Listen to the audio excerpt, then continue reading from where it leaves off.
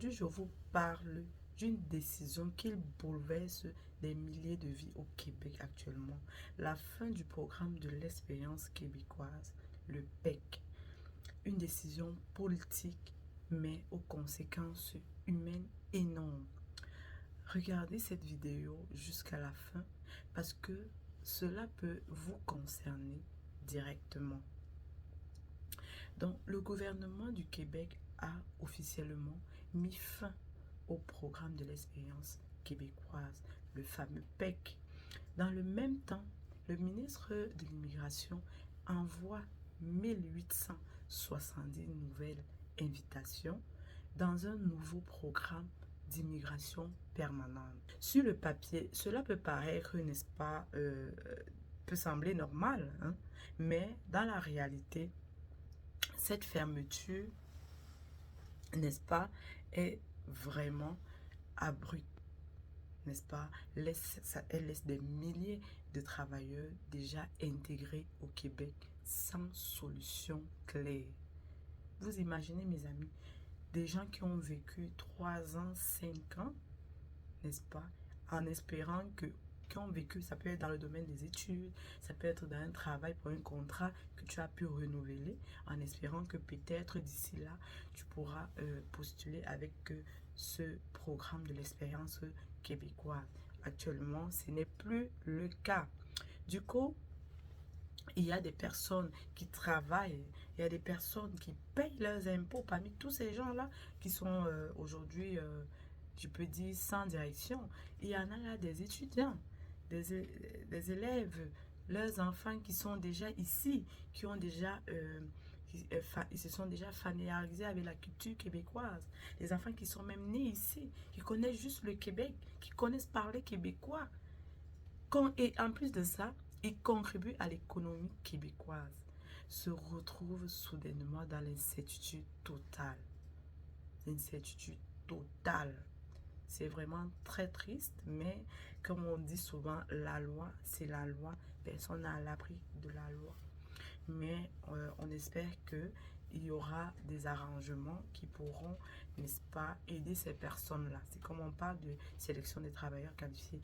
Donc, allez voir vraiment si on est dans une bonne catégorie pour aller postuler ou déposer sa candidature. Donc, le PEC permettait avant à des travailleurs temporaires, n'est-ce pas? Tu prenais pas un contrat de travail, tu venais faire 2 ans, 3 ans ou 1 an, et à des étudiants aussi étrangers, après avoir travaillé et vécu au Québec, d'obtenir leur résidence permanente plus rapidement. C'était une porte de sécurité, une voie de stabilisation, une promesse d'avenir pour ceux qui avaient choisi le Québec. Ça concerne particulièrement le Québec, ok? En même temps, le plus choquant aujourd'hui, c'est que le gouvernement refuse toute clause de droit acquis. Toute cause de droit acquis, le gouvernement est contre. Donc, cela veut dire que même ceux qui avaient déjà entamé leur démarche, parfois depuis des années, repartent pratiquement à zéro. C'est la réalité. Oui. En plus, des projets de vie sont bloqués. Des familles sont stressées. Des travailleurs essentiels sont découragés à l'heure actuelle. Donc, une petite analyse, n'est-ce pas? Que signifie vraiment tout cela pour l'immigration? On parle souvent de pénurie de main-d'œuvre au Québec, on parle des travailleurs essentiels, on parle d'intégration. Mais aujourd'hui, hein, aujourd'hui là, qu'est-ce que toi tu peux dire? Je pense qu'aujourd'hui, les actes ne suivent pas toujours les discours.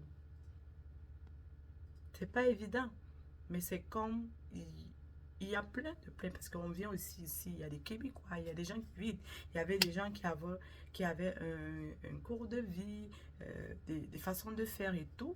Peut-être l'immigration quelque part est venue comme empiéter là-dessus. C'est sûr qu'ils ont accueilli, bon non. Nous, par exemple, moi, je fais partie de ces personnes qui ont eu la chance d'être ici avec ces différents programmes qui étaient adoptés avant. Je remercie le Québec, mais je ne crache pas dessus. Et puis, je ne m'enorgueille pas, parce que c'est la grâce de Dieu qui a voulu que je sois là. Et puis, j'ai prouvé que je pouvais être là. Parce que je suis venue pour un but et j'avais tel objectif. Le Seigneur m'a aidé à atteindre certains de mes objectifs. Mais je ne m'enorgueille pas. Et je prie pour ceux qui sont dans cette situation actuelle, qui espéraient peut-être passer par le programme de l'expérience québécoise pour pouvoir avoir leur résidence permanente ou s'établir au Québec. Donc, on ne peut pas, n'est-ce pas, d'un côté, appeler les immigrants à venir aider l'économie et de l'autre côté, on ferme brutalement les portes de la stabilité à ceux qui sont déjà là. Moi, mon souhait était vraiment que ils tamisent l'immigration en laissant ceux qui sont hors du Canada et pour ceux qui sont déjà au Québec, qu'ils revoient un peu leur situation. Est-ce qu'il y a un moyen, n'est-ce pas, d'arranger les choses? Est-ce qu'il y a une possibilité de les garder ou de peut-être reformuler un programme qui pourrait, n'est-ce pas, répondre quand même à, mon frère, 1 an, 2 ans de vie, 5 ans? C'est dur, je ne sais pas, mais bon, on continue de prier Dieu. Donc, au niveau de, je peux dire quoi, mes convictions humaines, c'est mon œuvre, la vie. Hein. Derrière chaque dossier, il y a un être humain. Parce que ce n'est pas des numéros. Oui, c'est des candidatures, des dossiers arrivent par numéro. Mais derrière ça, c'est des êtres humains. Derrière chaque permis de travail, il y a une famille. Derrière chaque refus, il y a parfois un rêve brisé. Derrière ça, derrière les refus, les échecs, il y a parfois un rêve brisé.